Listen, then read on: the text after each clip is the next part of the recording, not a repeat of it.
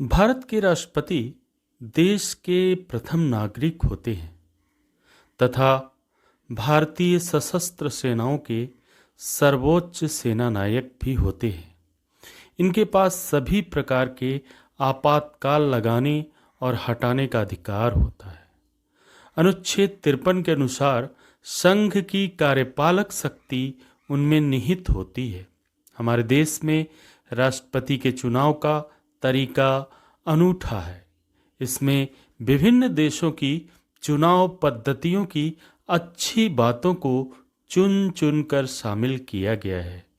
हमारे देश के राष्ट्रपति का चुनाव एक इलेक्टोरल कॉलेज करता है, लेकिन सदस्यों का प्रतिनिधित्व अनुपातित होता है।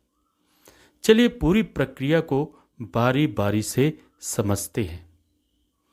राष्ट्रपति बनने की योग्यता क्या होनी चाहिए? राष्ट्रपति बनने के लिए उम्मीदवार को कम से कम 35 वर्ष या उससे अधिक उम्र का होना चाहिए। सरकार के अधीन कोई लाभ का पद धारण किया हुआ नहीं होना चाहिए। उम्मीदवार के रूप में केवल वर्तमान राष्ट्रपति, वर्तमान उपराष्ट्रपति, किसी राज्य के राज्यपाल, संघ या किसी राज्य के मंत्री चुनाव में खड़े हो सकते हैं। राष्ट्रपति के निर्वाचन में किसी भी प्रकार के विवाद का निर्णय लेने का अधिकार सिर्फ सुप्रीम कोर्ट के पास होता है। अप्रत्यक्ष चुनाव इसे क्यों कहा जाता है? क्योंकि जनता इसमें डायरेक्टली वोट नहीं करती है।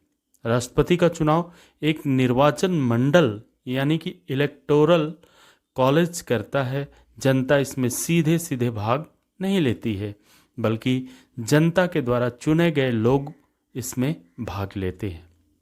कौन कौन वोटिंग करता है इसमें?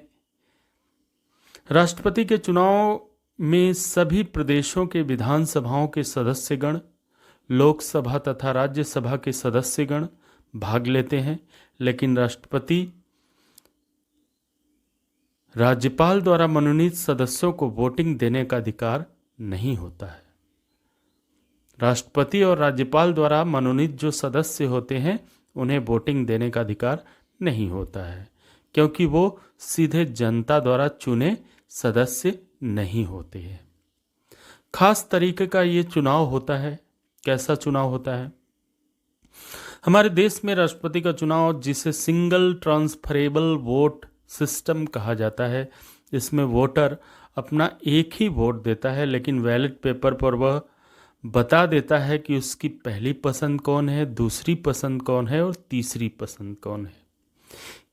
यही पहली पसंद पर विजेता का फैसला नहीं हो सकता है, तो उम्मीदवार के खाते में वोटर की दूसरी पसंद को सिंगल वोट की तरह ट्रांसफ़र किया जाता है। इसलिए इसे सिंगल ट्रांसफरेबल वोट कहा जाता है।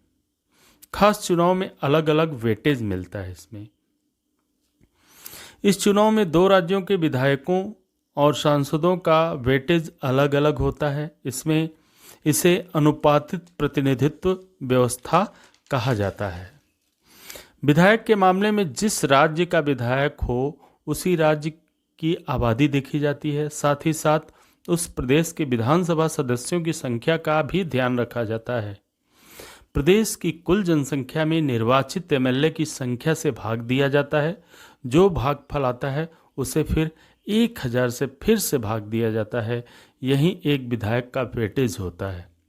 लेकिन सांसदों का वेटेज थोड़ा अलग होता है।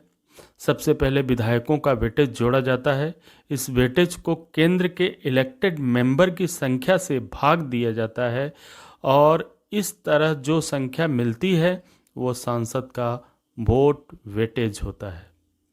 भाग देने पर अगर 0.5 शेष बचता है तो वेटेज में 1 अंक और जुड़ जाता है। वोटों की गिनती। राष्ट्रपति के चुनाव में सबसे अधिक वोट हासिल करने से जीत नहीं होती है। राष्ट्रपति वही बनता है जो सांसदों और विधायकों के कुल वेटेज का आधा से अधिक हिस्सा प्राप्त कर ले। इसमें सदस्यों का कुल वोट वेटेज 10,98,882 है, तो जीतने वाले प्रत्याशी को 5,49,492 42 वेटेज प्राप्त करना होता है। जो इसे प्राप्त कर लेता है और जितना पहले ही प्राप्त कर लेता है उसे विजेता घोषित कर दिया जाता है। दोस्तों, आज ये ज्ञानवर्धक वीडियो आपको कैसा लगा? वीडियो को शेयर ज़रूर करें।